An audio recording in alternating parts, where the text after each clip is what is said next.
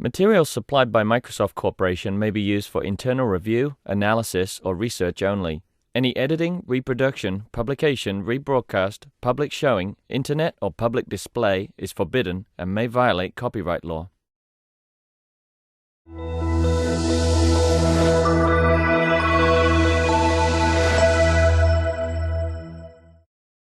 Okay, welcome everybody. I'm really pleased to have Gabriel Dos Reis here from Texas A&M, where he's a professor. He has a very interesting history as a PhD in mathematics from University Paris 7, and École Normale Supérieure de Cachan, France. And his research interests range from mathematical software, applied formal methods, programming languages, and libraries to generic programming. In 2012, he received the NSF Career Award for his research in compilers for dependable computational mathematics. He's an active member of the ISO C++ Standards Committee, and he's authored and co-authored several features of the 2011 ISO C++ standard, as well as doing research in axiomatic programming in his OpenAxiom system for scientific computation, and also at some point being the release manager for GCC. So can you imagine all of that in one person? Here he is to tell us about his recent work. Thank you very much, Tom, and thank you for inviting me to give a lecture. So, yes, when people ask me what I do, I say I do programming, and I say I also do math. And I would like to tell you today why I believe that doing programming is actually doing math. For a moment, I have to qualify to say doing good programming is doing math, but eventually I hope that we'll just say programming is math. So the talk essentially, I want to give you an overview of what I'm doing. Programming really is math, and I started from computer algebra, and it is all connected, and I'll try to explain and try to convince you that yes, it's really connected. And then I'll focus near the end on my one of my recent projects, which is Liz. It's an experimental language for doing research in structured generic programming.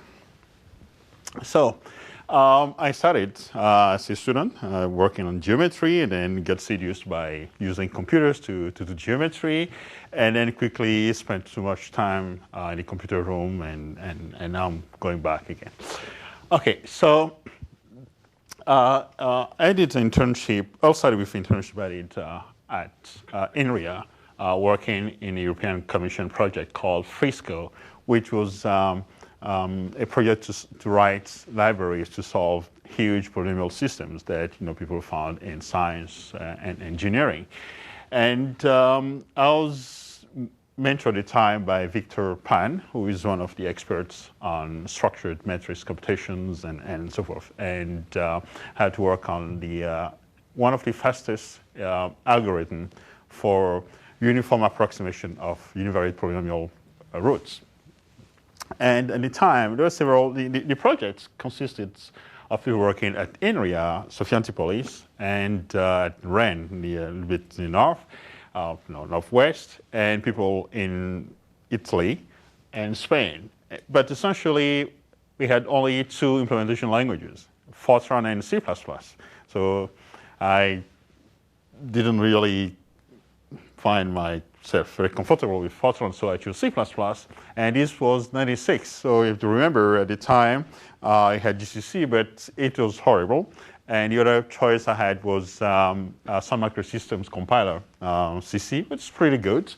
And in the end, I ended up actually re-implementing a component of the C++ standard because it wasn't part of GCC, and I needed to get the library done so that my colleagues could use my library without having to reinstall everything.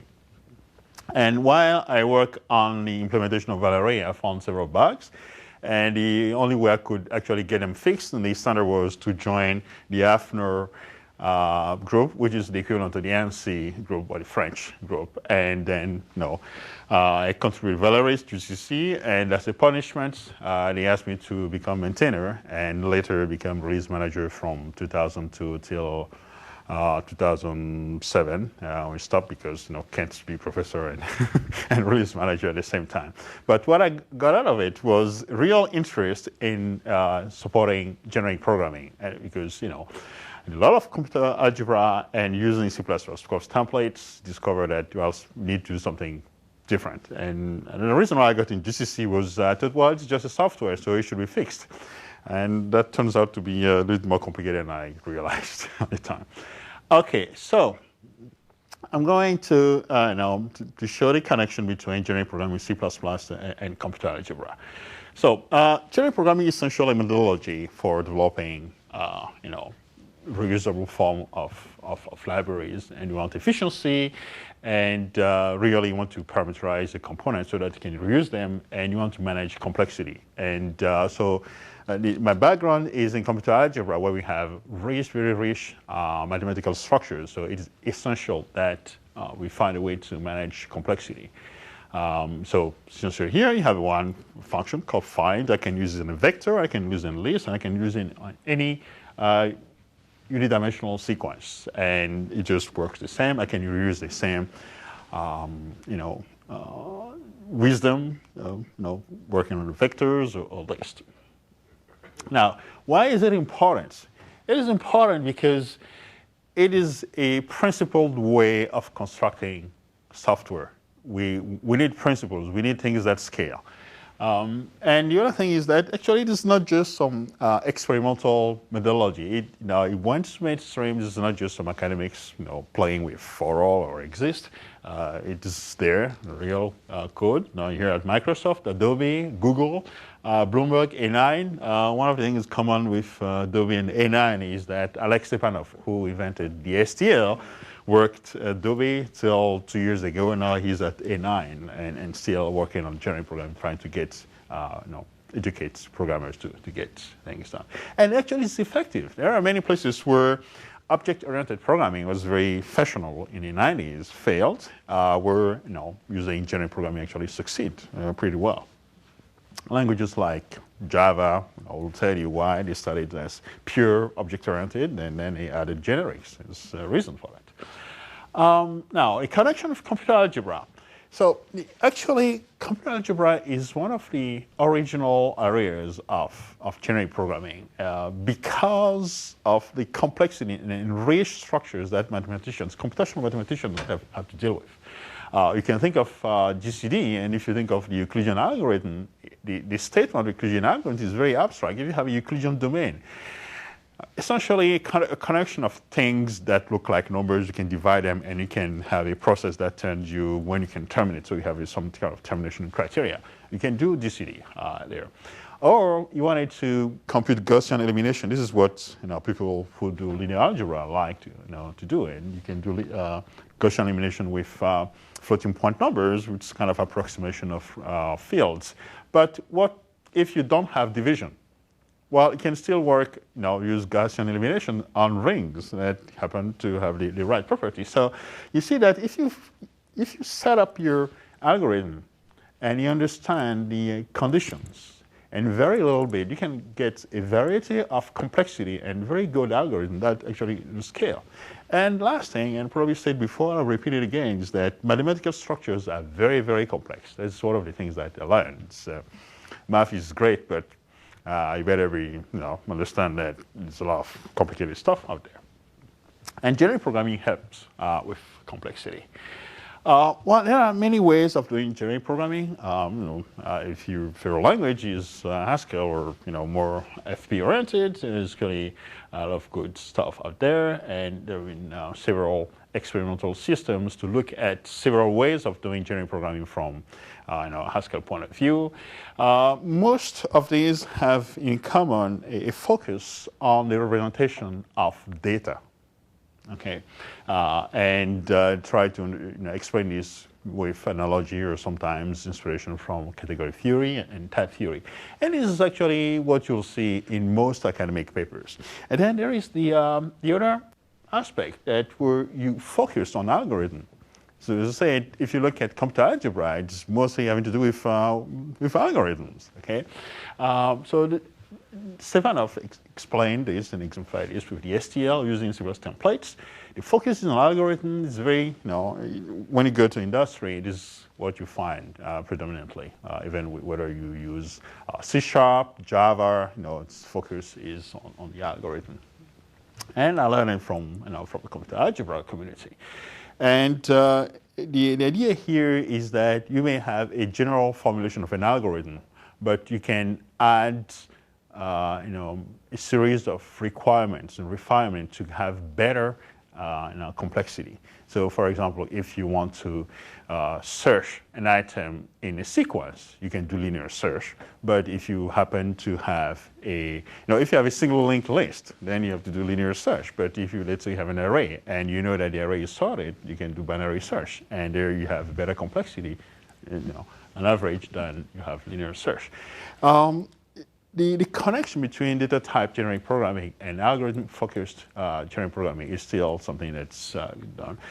In the Haskell community, Sam Peter-Jones and Ralph Lemel have been trying to bridge the gap, and so they have these paper series of scrap your boilerplates, try to bridge the gap, and Yakuyavi and myself trying to bring some ideas from Haskell into the C++ community, because it's always good to get infected by other people. Yes. So for the example that you mentioned about changing the implementation from say from one representation of an array to another, yes. I mean that kind of thing is very naturally done with type classes in Haskell, right? Yes. And I wonder about your statement that generic programming in Haskell is about data. It seems to me, at least for type classes, it's more about operations that data supports. So if you look at type classes focus on type, not on algorithms. I'll have some slides on the contrast I want to show. But if you give me an example of sort algorithm in C++, if you want to parameterize your sorting, the comparison function, you can do it in Haskell, but you start getting into hoops. You have to use multi-type type classes, which are not standard. And once you get there, you have a lot of ambiguities. And how you solve that? You can try to use functional dependencies. That gets more problems. You can try to solve this problem in Haskell, but as you're doing, you're building more machinery complexity, which is making the problem more complex. Because at the very beginning, the focus was on type, not on functions. Yes, you can use type classes, but you are going to only go in one direction, not try to have at least 2 or 3 dimensional view of what the problem is.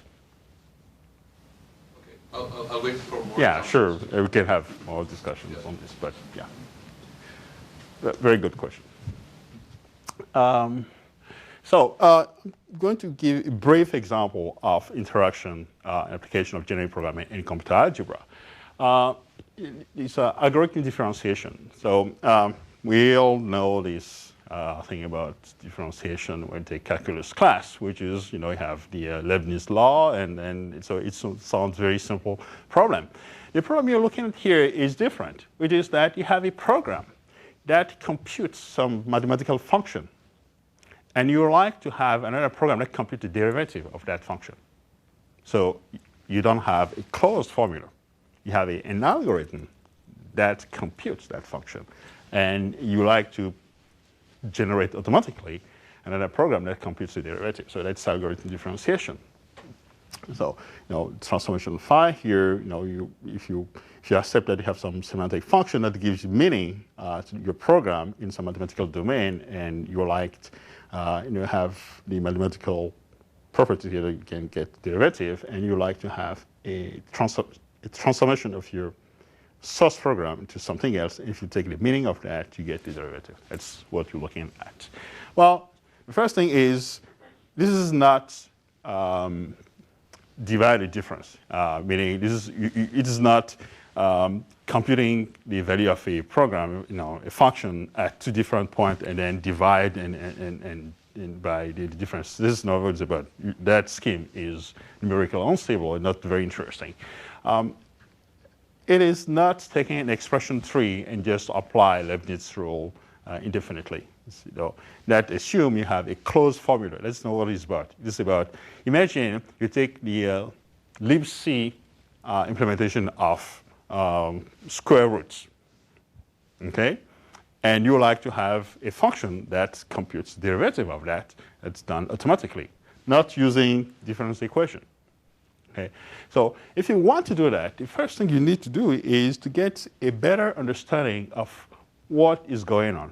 And you have to work at a very high level, not the concrete representation, but a very high level, state the properties of your function and also have a formal semantics of your language so that you understand how control flow is expressed and work at the mathematical level, and then design a transformation that gives you the actual representation. So this is something that I work on with my colleague Jaakko Järvi and student Jacob Smith. He's now at Intel.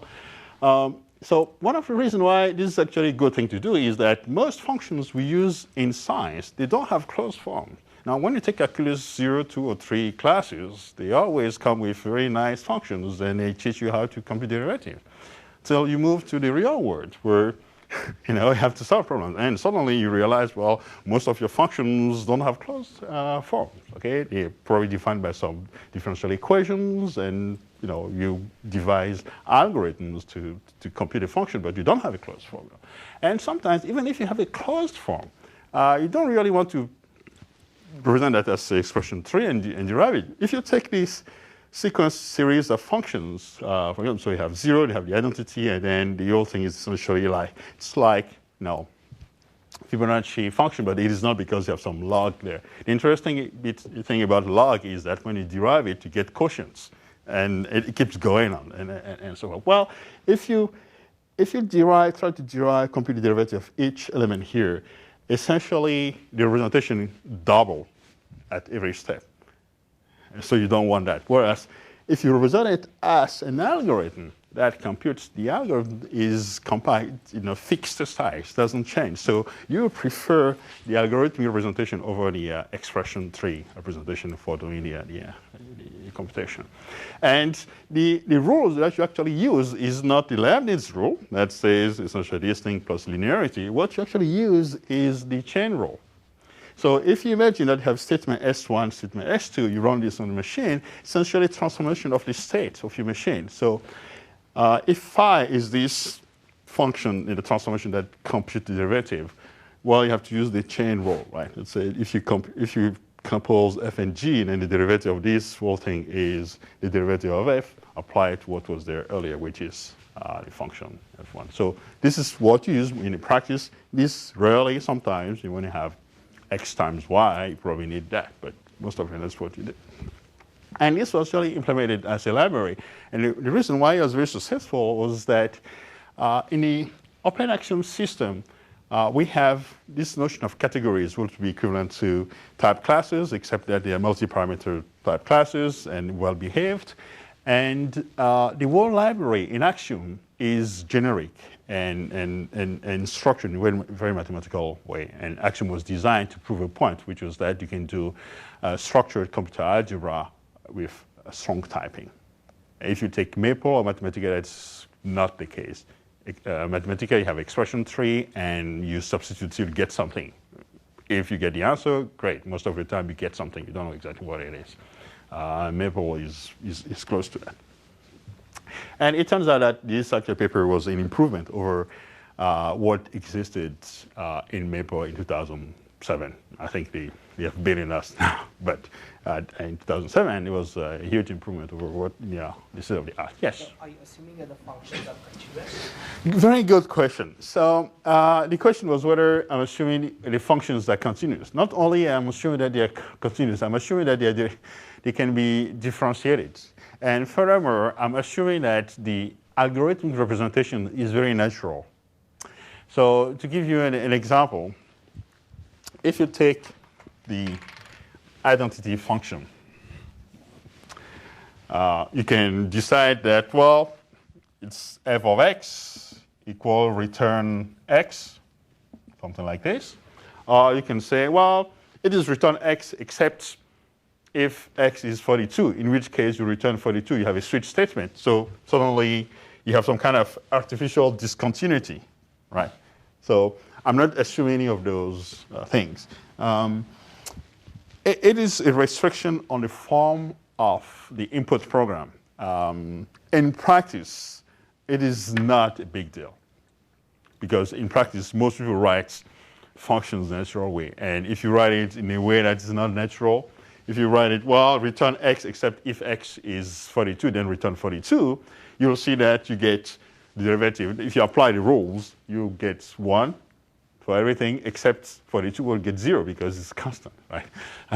But yeah, it is one of the shortcomings. And I was hoping that one of the students would continue and try to use ideas from abstract interpretation to try to kind of symbolic limits at some artificial discontinuities. But yeah, and in practice, again, it's not a real, it's not a big deal because most codes there are written in a proper way. But you handle for loops like you write in C. Yeah, it's, things just work beautifully. It's amazing. It's very, very simple and amazing. And another thing is that,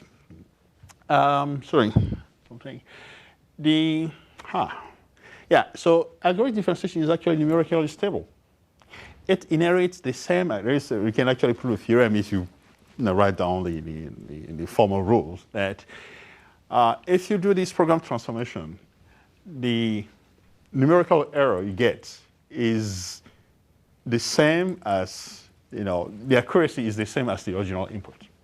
So it is actually preferred way. And as a matter of fact, I wish that when we teach calculus classes, we teach the algorithmic way of differentiating a program than the formula that people learn. It's a very good way of doing algorithm. And the rules are very, very simple. You only need one, general. and you can do computer science programming and calculus at the same time. Okay, so next thing. How do I get from, so generic programming, I'm doing that for C++. How do I get that from there to the other part of my research, which is trustworthy systems? There are just 2 slides because I want to move very quickly to these. The first thing is I would really like to trust my libraries. First, I want to trust the implementation of standard library, and I would like to trust your library. And you probably want to trust my library. And how do we get there? It is proving correctness of implementation is usually easier if you know you don't depend on some implementation details. And that is achieved by working at the most abstract level. Okay, so you need generic programming. And another thing is that I actually believe that C++ is a fine implementation language. Okay, I was raised in France, so in the good French tradition, I had to learn Pascal, and the next was OCaml, of course, from Guy Cousineau, who, among the people who, Francesco can tell you more. That people who were at the theoretical foundation of OCaml. So OCaml stands for, categorical abstract machine language, and there is another joke about, but those come from Guy Cousineau and Giraud and so forth.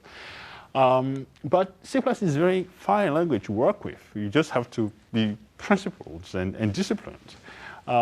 So one project I have, long-term project, is to try to build a formally verified C++ compiler, the same way that Xavier built the CompSert compiler, which I think is very, very good thing. It's for both the C community and for the formal methods community, which shows that, well, hey, you can actually build complex stuff and improve it to be correct. So it's good stuff. I would like to do that for C++ too, because the language, it's complex, but there are key things there that I would like to see more in mainstream languages. The first is the notion of construction destruction. Many object-oriented language have the construction, but they don't have the destruction part. They have finalization, and it's messy. Systematic, reliable destruction of release of resource is something very important. You can depend on it, and that is something that I think should be preserved in future languages. And so with Xavier and Tahina, we formalized that notion without dynamic allocation, but just the principle. It was originally introduced by Bianet in early 80s, but didn't have formalization. We proved actually to be correct, and in process, we found some bugs in the standard. So this is one of the cases where you get some academic paper and you fix a real-world thing. So it's really good. And the bugs had to do with virtual function dispatch during construction. And the next step, I would like to formalize. Sorry. I want to go back just a little bit to the stuff on differentiation, and I'm just trying to make a connection that how does this relate to the generic programming stuff you were talking about? I mean, so far, should I understand this differentiation stuff as a compiler that's transforming abstract syntax trees to abstract syntax trees? So the concrete representation implementation was done as a library, but it works at a fully typed abstract semantics graph, not abstract syntax tree. I prefer I wish we say abstract semantic graph as opposed to AST, because when you have the presentation, it is no longer a tree, it's really a graph. And it is typed because types give meaning to the programs. Okay? When I have integer and I say, well, integer satisfies a notion of ring, it's not the same as having string. So being able to distinguish an integer from a string is very important. So you don't just do some transformation on expression trees. You look at the type. It satisfies some constraints, which is that you have to have ring, not just a ring. You have to have a differential ring. Not only that, you have to have an algorithmic differential ring. So the details actually on the paper. I was going very fast on this. To introspect on the program inside Axiom? Yeah, so if you go to the OpenAxiom website, you actually get I developed a library for program analysis. So it comes with the syntax. The compiler is available at runtime. So I didn't go much in detail about Axiom, but it has parameterized types. It is statically typed, but types are instantiated at runtime, which means that you actually have a reification of types at runtime if you wanted to have introspection. Yes. The compiler is available at runtime too, but the programs are statically typed. But don't you worry about things like you're breaking abstractions? Like if I implement a function, and I can introspect on its syntactic structure. Mm-hmm. Very weak notion of abstraction in the that is not a problem when you're doing symbolic mathematics. Because when you have your symbol, you say a symbol X is of type int, but that's something you discover at runtime. Interestingly, when you do math, if you want to formalize that, it is most of the time at runtime. If you want to do everything statically, you get into a lot of troubles. If you want to integrate a function, you first need to understand whether that function, for example, is rational, is elementary, or it has some defined by ODE. This is something you don't just look at the form of the function and say, oh yeah, it is an ODE. You try to poke into the function. This is something you do at runtime by looking at the structure, running the function over some kind of test, set of polynomials or set of equations to see which one it's the root of, it's the zero of. And then we discover that. You come back, oh, here is actually what it is. And then you go on. So it is a lot of dynamic thing going on. It is not, computational mathematics is not static. It is very, very dynamic. So I'm not too worried. And I can tell you more about OpenAxiom, how it works, and static typing is achieved through a two-level type system where you have domains that are instantiated at runtime, and then you have categories that will be the equivalent of type classes that you use to predict what might happen at runtime. And since you're doing your reasoning not on a type, but on the abstract mathematical structure, you can still do type checking. And you don't break abstraction because things like concrete representation is not accessible at runtime. What is accepted at runtime is algebraic properties, analytical properties. Thanks. So yeah, I was here. And so now the things that I would like to work on, well, of course, I like templates. I would like to have more formal accounts of templates. Very complicated, I know, but I think we can get there. And one thing I want to announce is that I have a new student, Robert, who has been working on code extraction from Coq development to C++, and he's using C++ 11. And it makes things much simpler. He is quite well advanced. And I hope that very soon we'll have something that is part of the Coq main distribution as opposed to just being he and me having something we put on the web, but part of the, that way I could develop part of libraries in Coq, get them extracted to C++, integrate that into my programs and say, well, I can say this part of my C++ program has been proven to be correct. Okay. Okay, so next thing. So how I go from trustful system to Lisp and computer algebra. So Lisp is this experimental language I'm working on. And interestingly enough, it brings me back to computer algebra. Not that I want to solve polynomials, but trying to write a compiler for this language brings me back to old problems that I was trying to avoid. Okay, so what is Lisp? It's a system for structure, what I call structure-generated programming. The core semantics is based on that core of C++. I think it is okay. Now, there are a bunch of things that you can find complex about C++, but there is a core that's actually well designed that I think is good for as a basis for a new programming language. It is inspired by the book by Alex Stepanov. It's published in 2009, Elements of Programming, where he tried to explain that generative programming is really, really math. And of course, I was hugely influenced by my experience on using the Axiom system. The first time I heard about Axiom was when I did my internship at INRIA, it was '96. Then I became a developer, maintainer of the compiler, and so there's a lot of implementation techniques that actually should find their way through mainstream. It's a good programming language, I believe, for studying efficient and scalable generative programming, and the lessons in terms of design and implementation technique. I would like to use that to second effort at designing C++ concept. I probably were in the C++X. We tried to have concept for C++ with kind of type system for templates. They got in the standard draft, and then it had to be taken out again because of various problems, some of them related to growing complexity. And this time around, Billy and I got funding from NSF to do this thing again properly. And I believe we know how to do it, but I don't want to have all the complexity of C++ while I'm looking at this problem. So I'm taking some part of it and looking at them in this system. And the other thing is the constraints that we put for C++ concepts.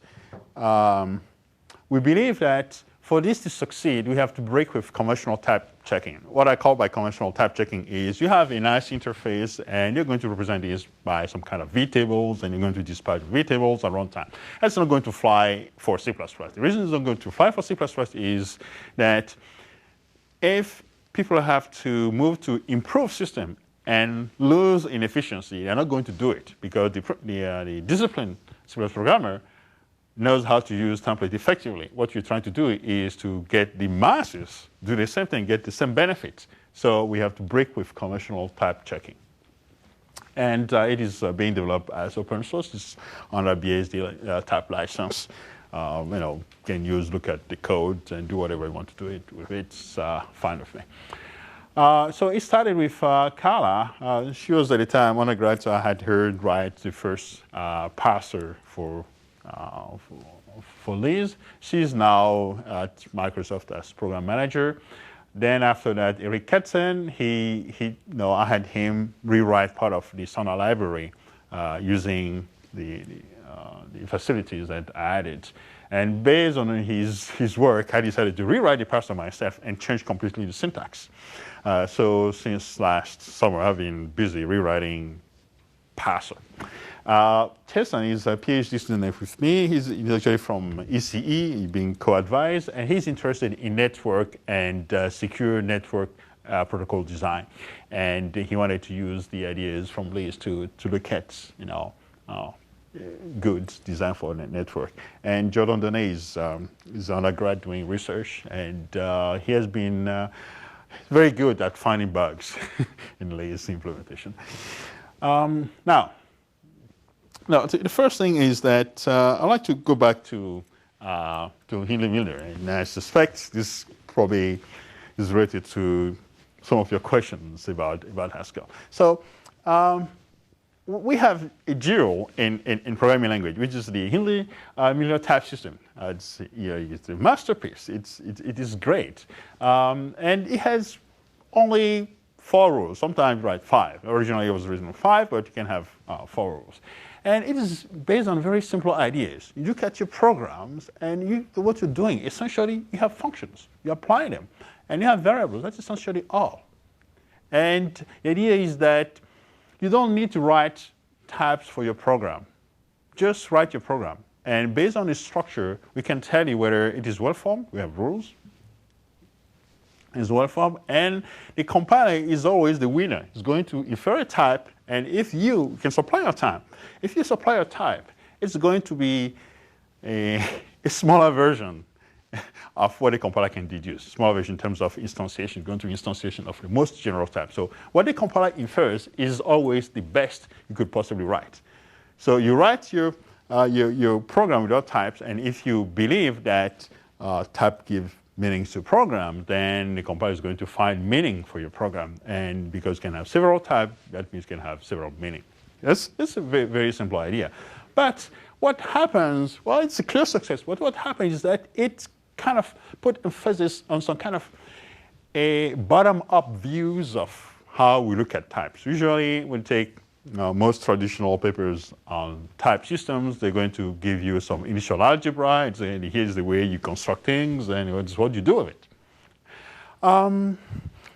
One problem with that is if you try to develop a generic libraries, very rapidly, very quickly, you run into having several type parameters. So just as an instance, when people develop type classes for Haskell, and they wanted to write container libraries, they realized, well, they need more than just one parameter, because containers happen to carry a lot of things we don't talk about most of the time. And so Mark Jones introduced the notion of multi-parameter type classes. And originally it sounds a great idea till realized there's some problems with ambiguities, so he introduced functional dependencies to say, well, you can have 2 types, but one is going to determine the other, and then you can solve ambiguities. But only partially, and things started, falling and so forth. Eventually, in the 2000s, people decided, well, why don't we just go back to those C++ guys and borrow some of the ideas being type traits. And that's how you get associated types. So when the paper on associated types were published originally, explicit mention of the influence of C++, and after that, never again, because now people have to refer back to the more formal version. So the point here is that when you base your system on a Hindley type system, so it's very nice, and you build generic libraries, you get a lot of explicit parameters that you have to mention again and again and again. It is a distraction. It makes the user interface, the surface complexity very thick. This is my criticism of the system. Not that it's not good, it's just that when you want to build generic libraries, it is complicated. So it is not just Hindley Milner. The same is true for C++. I'm going to show you an example. So I'm going to present something propose something different. So it's my experimental system. There are ideas there that probably don't scale, but I do believe there's a good idea there that we should look at, and that might actually go and influence the rest of the languages. Okay, so the first thing is, when you write your program, your library, think of it as a mathematical object. Even if you're not a geometer, or think of it as a kind of geometrical object. Here you have a surface, and you have some, the sphere, and you have some curves, algebraic curve of degree over 40. And how would you describe this thing? Would you like to use explicit parameters to describe it? Or would you prefer implicit equations? Take the sphere, for example. As an implicit equation, you just need one. You just say, well, x squared plus y squared plus z squared equal radius squared, some number. That's all. If you prefer the parametric version, you can't just use one system of parametric equation to describe the entire sphere. That's just a mathematical theorem. You need at least two.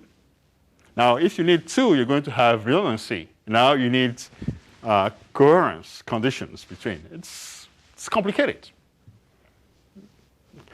What I'm saying is that there is some analogy here between this situation and how we develop programs. Look at your generic algorithms. Are you happy about them? Do you have the right number of parameters? Do you have two more? A lot? Few? Just enough? How do you specify constraints? Okay?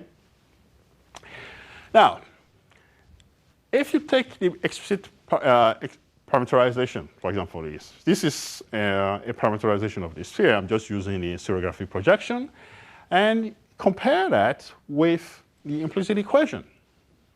This one is very nice to work with if you're just looking locally at a portion of the sphere. But in general, it is a little bit complicated. Okay? On the other hand, the implicit equation is very nice. Just one thing, all the points at equal distance from the center. Good. Okay? But sometimes it's very hard to get things like, what's the tangent to the sphere at a certain point? It's much nicer to do there than here. Okay? So, what actually happened is that you can't just say one is better than the other systematically. What you have is different ways of looking at the same problem. And mathematicians have been very successful at this because they developed tools to convert from one to the other. And you need combination to be successful. Now, the lesson from here is that I would like to propose a way of looking at type systems differently from the initial algebraic view of type systems. So that's what I'm going to talk about next. What I want is some kind of co-algebraic view. So initial algebra, you essentially have some structure and you look at it. Co-algebraic, you poke, you ask questions. Can I do this? Can I do that? Okay? If you look at the STL, for example, one of the reasons why it is very successful is that it is purely co-algebraic. It doesn't have any memory allocation. Okay? It is very functional in nature. Even if it is written in C++, it's very functional in nature, but it doesn't have any memory allocation. You copy to another place. The iterator knows how to allocate. It is not the algorithm job. Okay? And when you transform, you print, many things are done without knowing how they're done. Just you have to specify what's going on. Okay? So here is what I don't want people to do with explicit parameters. So I don't make this up. You can take GCC and you look at the internal implementation of the hash table. This is what you get. You get at least 11 template parameters. How do you know you have them in the right order? How do you know you have all of them correctly? This is not artificial, okay? It's taken directly from the GCC source code. I don't touch that part of GCC because I think it is insane, okay? So I don't want this. So if I don't want this, what should people do? This is pretty recent code, right? I'm sorry? This is pretty recent code. Oh yeah, so yeah, if you I'm sorry? Because it's C++, so it's like 4.7 or 4.8. Possibly. I just look at, I have a copy of GCC on my hard drive. Just look at it, and I'm pretty sure I can come up with something similar to this in Haskell. Okay. But I thought it was much easier. The fact that this is recent is not the issue. The fact is that this is how people write it. Yes, you're right. Hash tables were not in C++3. They are in C++11. So this is in the recent version. But the point is that this is what people do because they want to control every part. So they have to pass at least 11 parameters.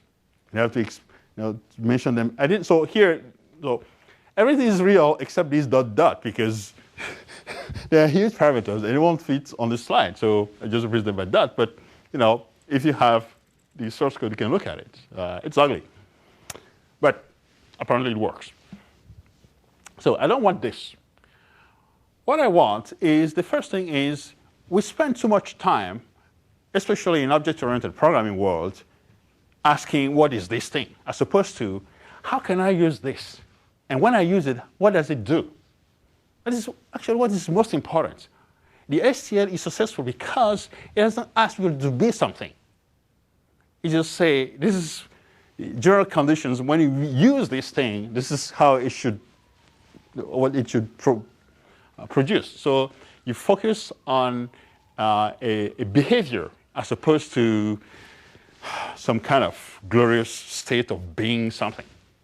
Okay, so for example, if you take the sort function from the STL, it takes two iterators that designate some sequence, and you want to sort. You can provide your own comparison function. Here is the comp, so it is just some kind of value of some type. And I can use my own comparator that way, or I can provide pointer to real function. It will work great.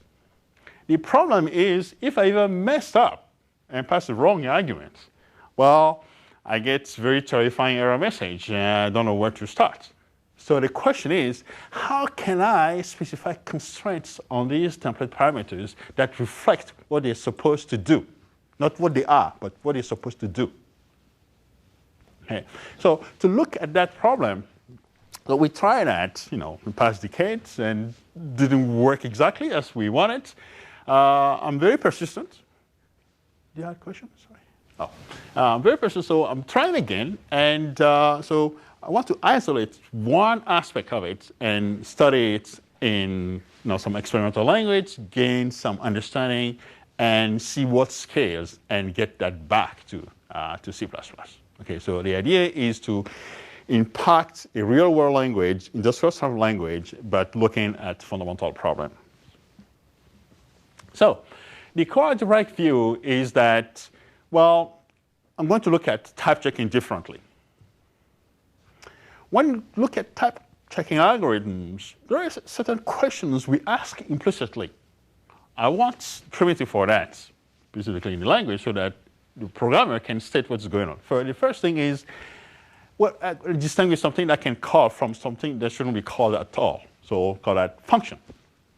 And that function, if I have something like function, well, I have to know whether I'm calling it with the right number of arguments.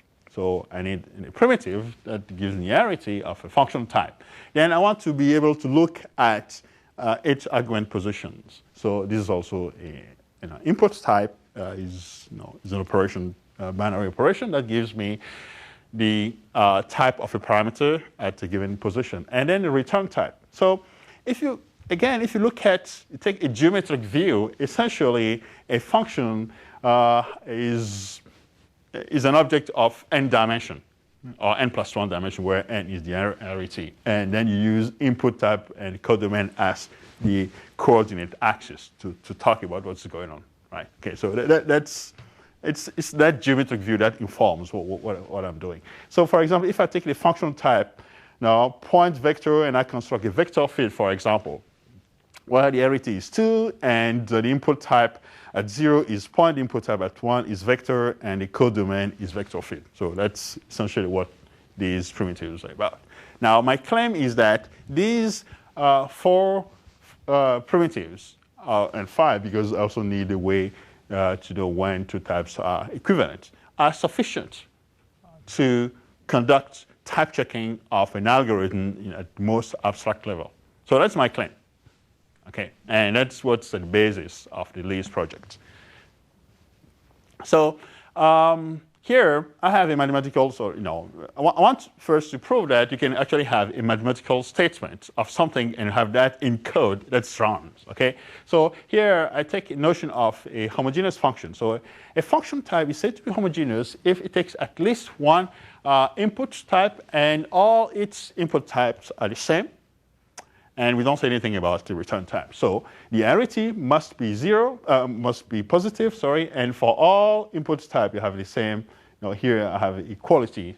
Earlier on the previous slide I say how can I say two types are equal? So I have a notion of equality of type. So here I'm defining what I call a concept. So a concept is essentially a predicate over something. And that predicate is supposed to define an entity in the most fundamental way. Anything else, I should derive that from the definition, okay, as opposed to having it in my head during some documentation. Okay, so here, for example, if I take the function distance between 2 points, well, it is homogeneous function, but if I take the function translate a point by a vector and produce another point, it is not homogeneous function because the two input types are not the same. But distance is a homogeneous function, even though the return type is different. So this is what this notion of concept says. Okay, so essentially, I have sequence of requirements, predicates. Okay, you can think of a concept as a predicate over its argument. And again, my claim is that concepts would constitute the basis of type checking. So if all the input types are the same, I actually have the notion of domain of the object. Here I have a role that gives me I can define the notion of domain, just like a role. I can think of it as some kind of something I added to C++11, which is template aliases, a way of having function types, type functions. You can name the function type directly, or way of doing computations with values and types at compile time. So those two things are in C++11. I implemented myself this one directly in GCC, so it is in any recent version of GCC, and this one was implemented by someone else. Now, an operation. What is an operation? An operation is a homogeneous function that have the same, where the domain type is the same as input type. So here I can state succinctly what that thing is. It is code, so the compiler understands it. The compiler can use it to do type checking. That's the good part. And again, I'm using type equality, an example of an operation. So if multiplication is an operation, it's an operation, but computing a norm of a vector is not an operation. And binary operation, now I have to fix the arity. Here, I don't fix the arity. No, the input types are free to go in direction, but they are all the same. So I have some kind of homothetic view. But here, I fix a number of parameters. And again, these are sufficient to do type checking. Now, here is a function called square. So if you have an operation, you can actually use it to do repeated squaring and so on. So here, just have a function that takes an operation and a value in its domain and returns that function, that binary function apply to the argument twice. So if you apply to call this function square with 3 and multiplication, you get 9, and if you call it with 3 and addition, you get 6. Okay, and this is basis of the repeated squaring algorithm that is so basic. And interestingly, the type of this function is, well, I take some type alpha, and I require that it satisfies the predicate binary operator, and then the input types are reference, const t, so domain, and alpha. The thing here is that the real parameter is what I want to emphasize, which is that I'm applying an operation to things in its domain, not the parameter, not the domain type, but the operation itself. This is where I want to put emphasis. If I want to use the classical view, then I have to introduce this ref const t as the parameter. and then I have to somehow specify directly the representation of the domain. I don't want that. I want the representation of the function to be as abstract as possible. Okay? So here, example, I can apply it on multiplication or addition. Now, more of this. So it is customary to, every time you want something, to define a type and say, oh, I have a type, something of that type. But type are just carrier sets, right? They help us represent values. And carrier sets could be carrier sets for many algebraic structures. For example, if you take monoids, for example, a notion of monoids, which essentially have a binary operation, and you have one element, when you combine with it, just return that element, and then have some associativity things going on. Well, integers, infinite integers with plus forms a monoid. But if you take infinite integers and the GCD, for example, it's also a monoid structure. So you can't just say integer is a monoid. You have to be very precise. You have to say with respect to which operation. Okay? And then you see that, well, the property is very interesting property you want. You want to put them on operations as opposed to the carrier set. Okay? So here, how do I say that an operation is associative? I can say that specifically. So this is something I can write in code, get the compiler to check the definition, and at some point, I can inform the compiler that, well, an operation, actually, I'm going to assume GCD is, is associative. I could, in a more advanced system, I could actually provide a definition of GCD and try to prove that it's associative. But I want something that is scalable, something that I can, can scale. I can get back to original C++. So I can't have everybody do proof. Well, most people prefer write algorithm, not proof. So the type checker, I can also have the type checker use axioms. So these are semantics, runtime semantic properties, to aid with overload resolution. So if I want to have a notion of semigroup or monoid, I said earlier, so I need a notion of semigroup. So a semigroup operation is parameterized over an operation. And I need a type for that operation. So I put that as a for all. You can think of this as a template. So essentially, it's the guessable type.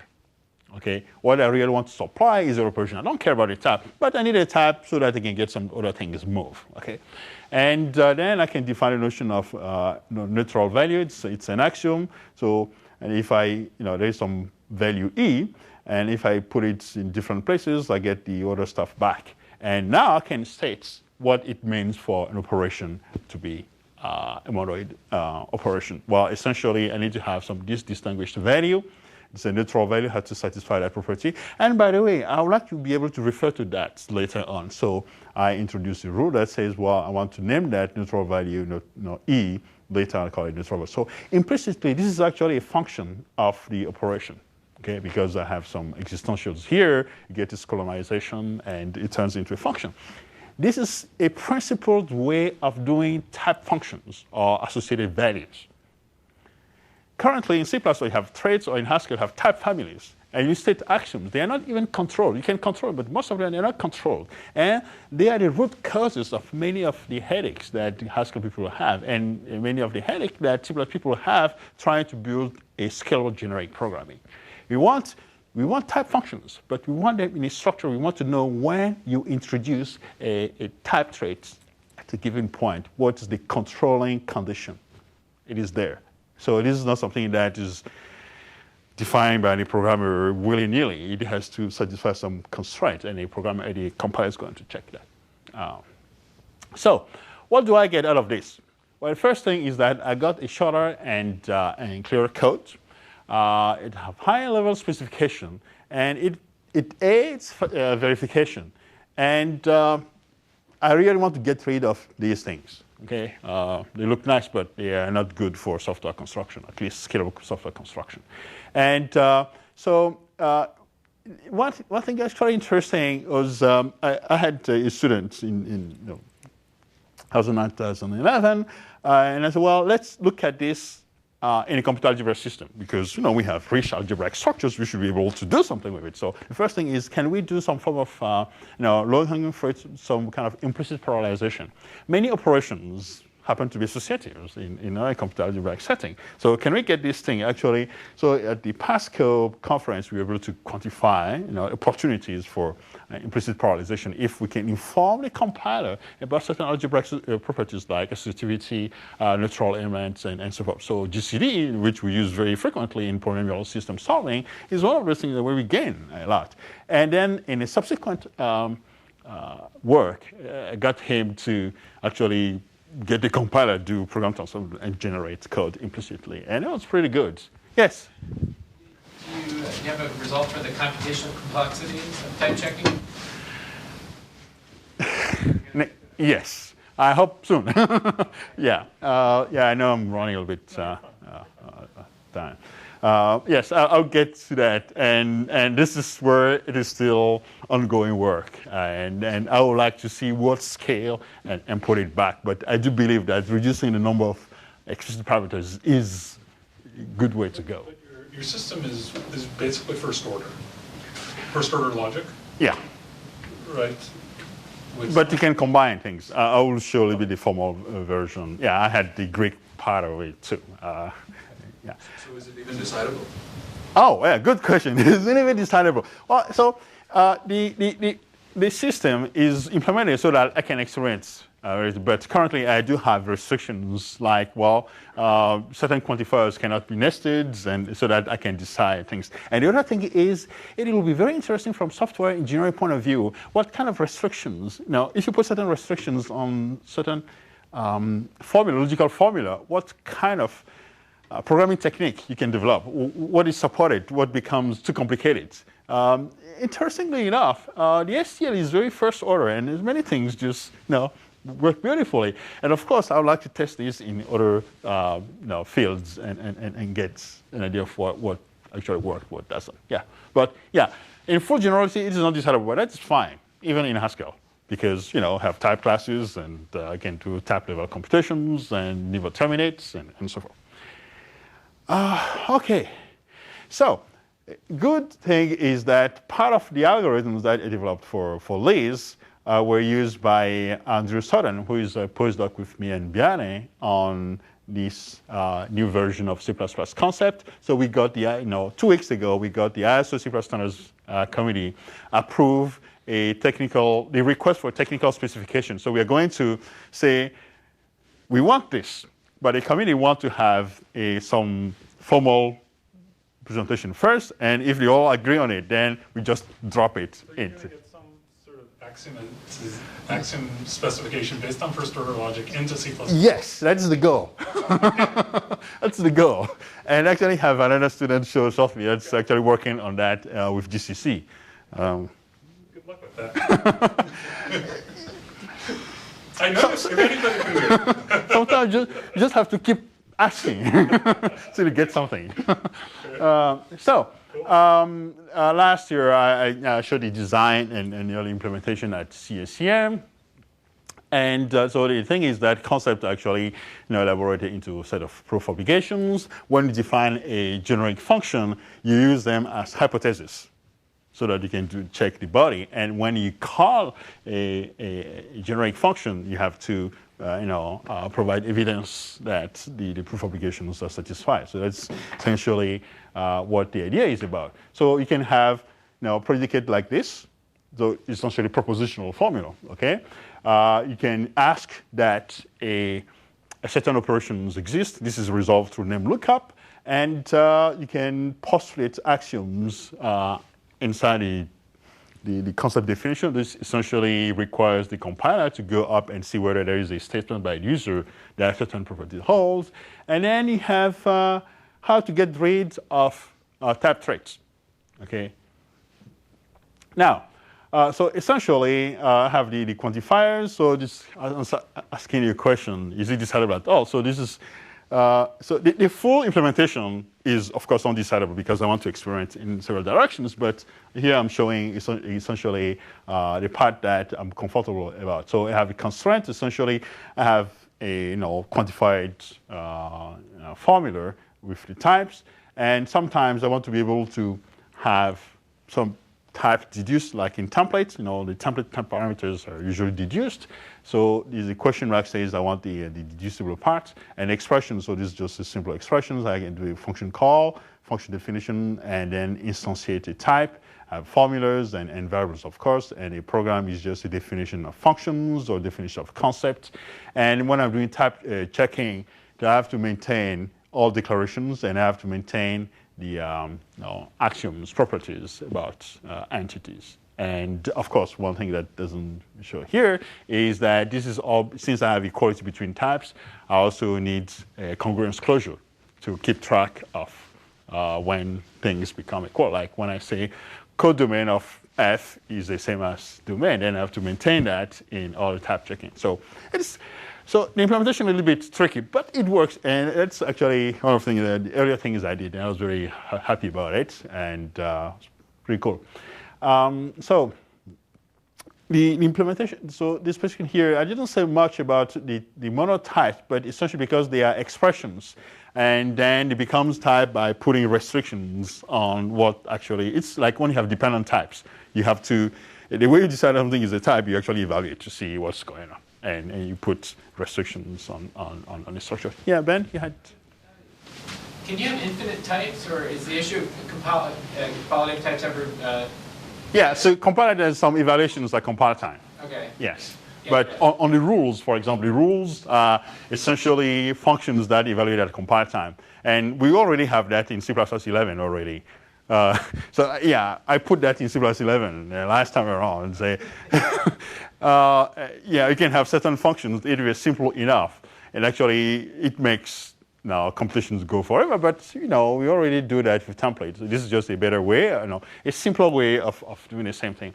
I think in the 90s, there was, a decidable type system was fashionable, but decidable type system means a lot of things. When something is undecidable, it can be undecidable for many reasons, right? Because we don't know the algorithm, or sometimes certain computation just go on forever. And if you put a limit on upper bound on how long you can spend time doing a computation, you get some feedback, and you can increase. And even Haskell people now are very okay with that idea. So I think it is okay now if undecidable means some computations can go forever.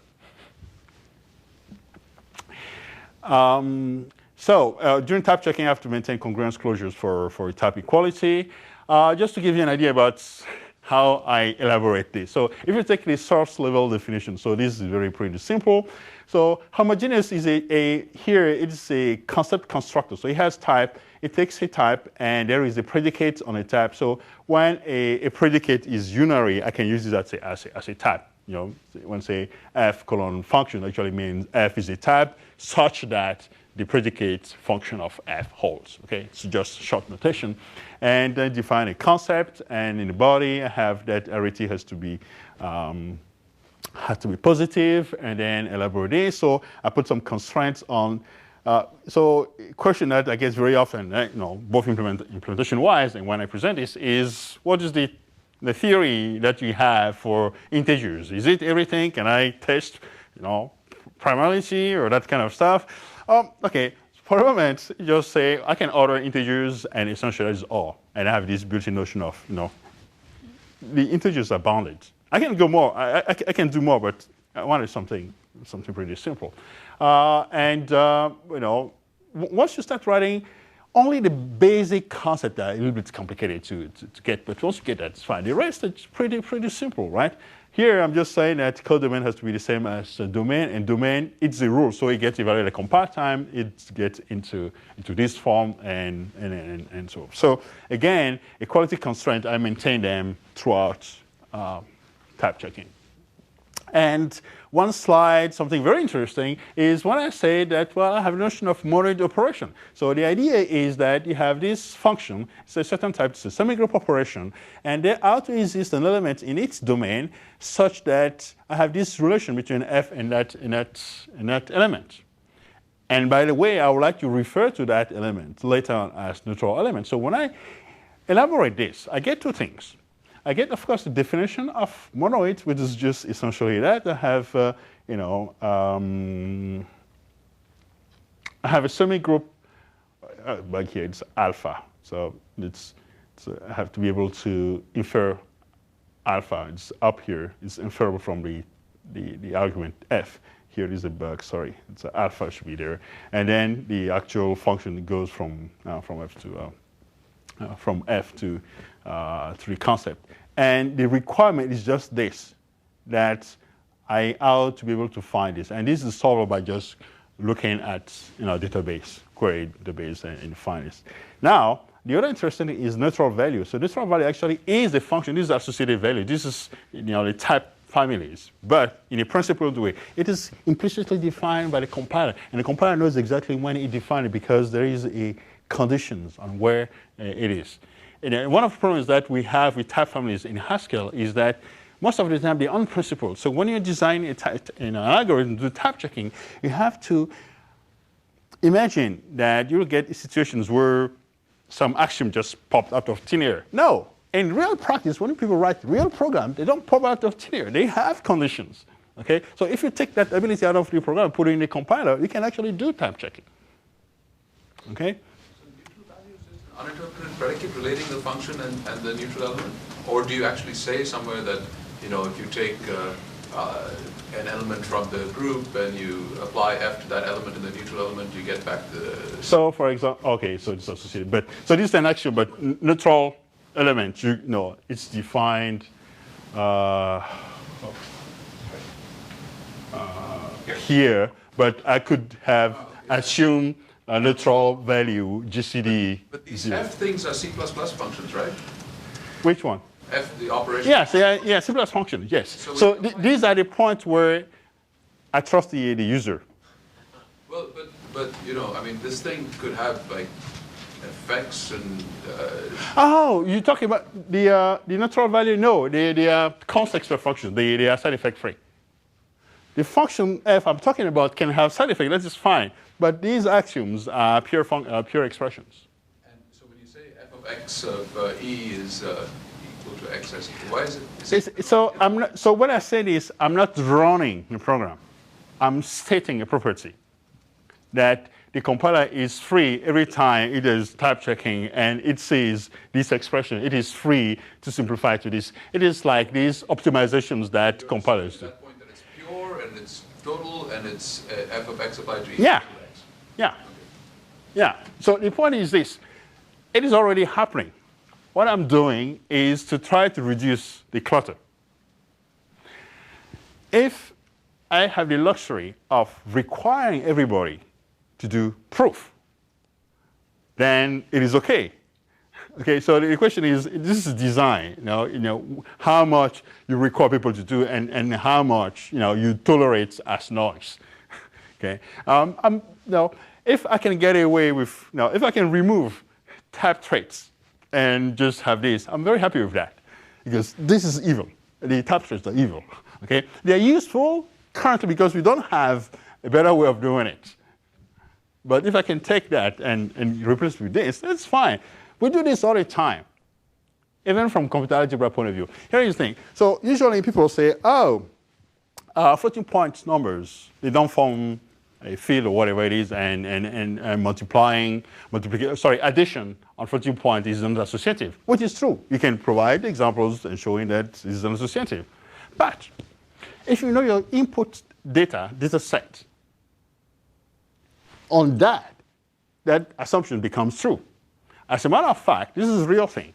One of the fastest modular algorithms working on integers uses floating point double to represent integers because it is wider than 32 bits.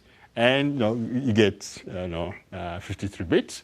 And when you're running your program on your machine, the CPU is busy doing arithmetic operations and decoding instruction, while the floating point units just sit there looking at what's going on. So if you move the data, show it to the FPU, well, it works because you know your input set.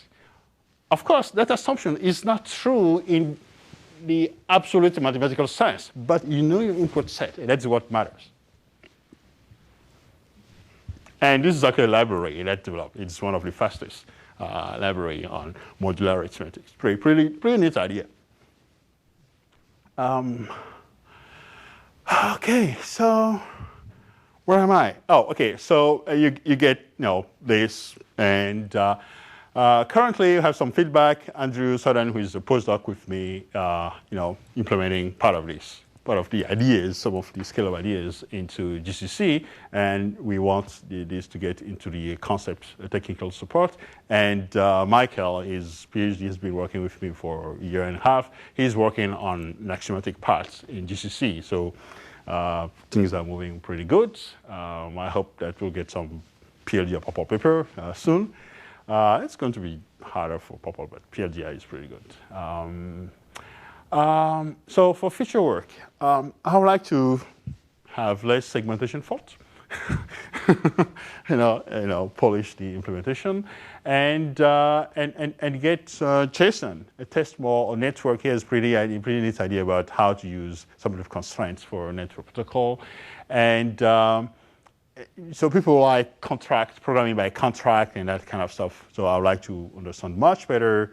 There are various ways of interpreting axioms. There are things that you just assume for optimization purpose, or are things that you actually check at runtime. And which part of it? Some of them you cannot check at runtime. For example, if you take the STL defined algorithm, for example, assumes that the two iterators you give, one is reachable from the first, and that it essentially is running the algorithm. So you can check that systematically at runtime.